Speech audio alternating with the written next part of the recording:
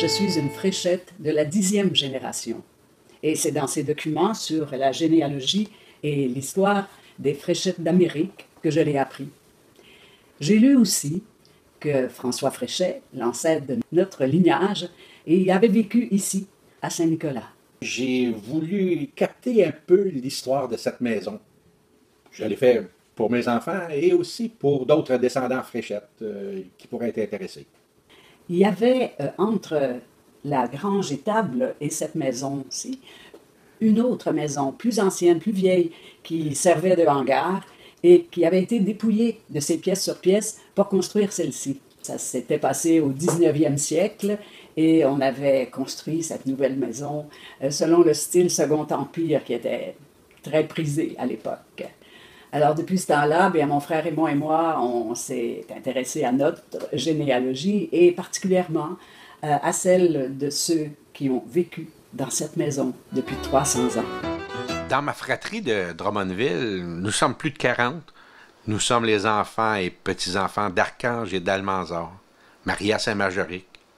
On est aussi les petits de Ludger et Marie Fauché, de Saint-Zéphirin. Les 3 générations précédentes, Louis, Charles et Antoine, se sont toutes établies à Baie-du-Fèvre.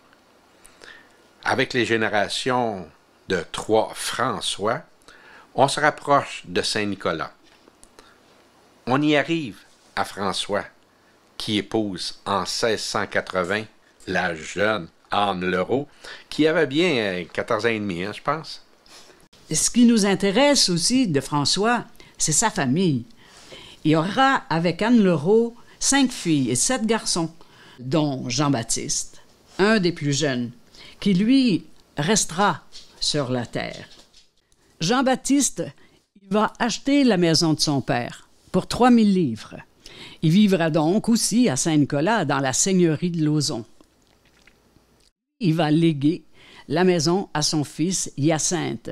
On est en 1760-64 et donc la Nouvelle-France passe du régime français au régime anglais.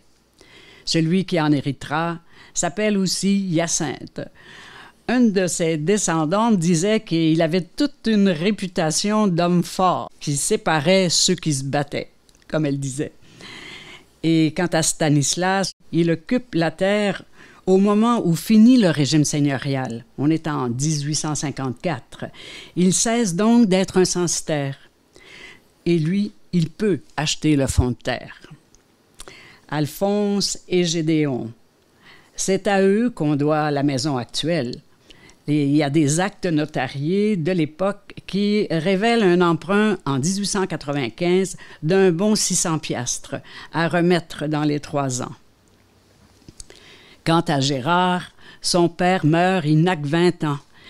Il en héritera plus tard de sa mère avec qui il est resté pour s'occuper de la ferme. Il n'y a pas eu de descendants, lui, et il vendra à Annie et Patrick. Pour marquer l'événement, Jacques avait fait une affiche. « Nous passons la main, l'histoire continue de François à Gérard ». Après 300 ans dans la même famille, la ferme passait à un autre lignage, mais du même ancêtre.